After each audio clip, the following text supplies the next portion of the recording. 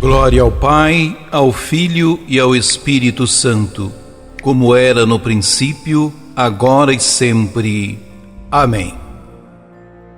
Considerada mãe e cabeça de todas as igrejas, a Basílica de São João do Latrão foi a primeira igreja construída em Roma por Constantino.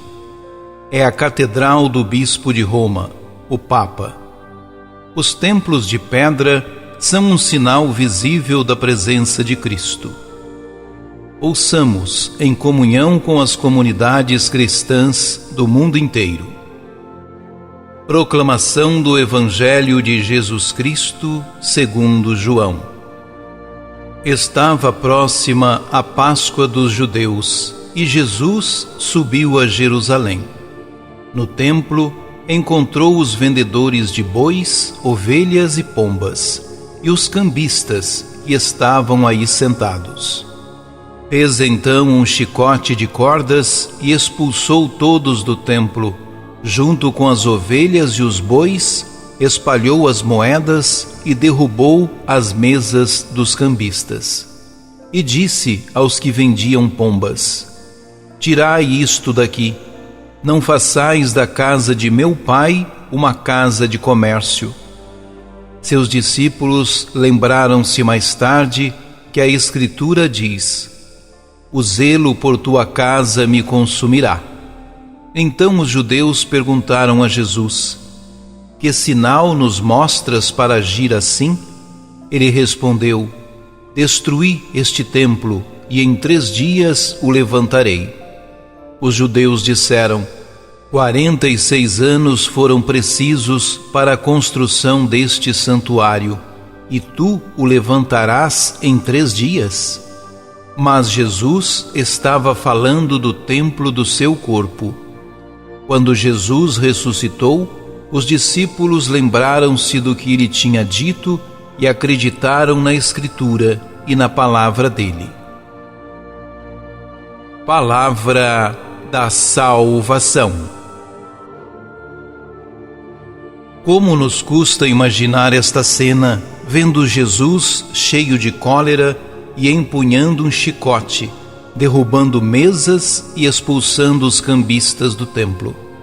Acostumamo-nos a vê-lo sempre tão amável e terno, atento aos menores sinais de dor e marginalização, acolhedor de toda súplica humana, e de repente a ira toma conta de todo o seu ser e se opõe frontalmente ao comércio que ali se realizava. A casa de Deus é casa de oração, como a descrevem os evangelhos sinóticos.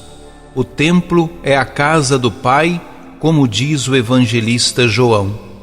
De todos os modos, aqui se cumpre a profecia de Malaquias, que trata da purificação e santificação da casa de Deus.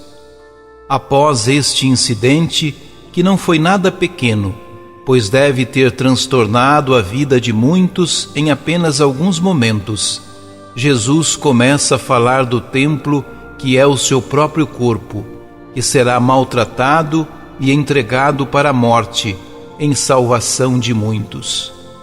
Os judeus não entenderam de que Jesus falava e recorrem à sua memória histórica para desautorizar e ridicularizar Jesus.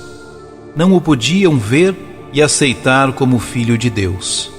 Seu caminho de fé estava obscurecido pelos interesses comerciais e religiosos que lhes empanava a visão do mistério presente naquele simples homem de Nazaré.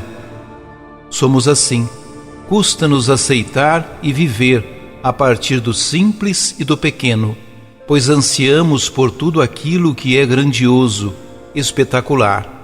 Não nos conformamos com a lógica de Deus, que tira do monturo o indigente, para fazê-lo sentar-se entre os príncipes. Depois da ressurreição, os discípulos entenderam do que Jesus falara.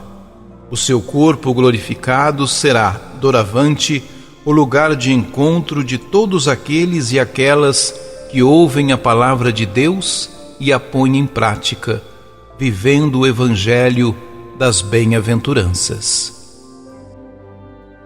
Oremos. Cremos, Senhor, que em Teu corpo somos um contigo. Concedei-nos a graça de vivermos sempre em Ti, para que um dia cheguemos à glória da ressurreição. Glória ao Pai, ao Filho e ao Espírito Santo, como era no princípio, agora e sempre. Amém.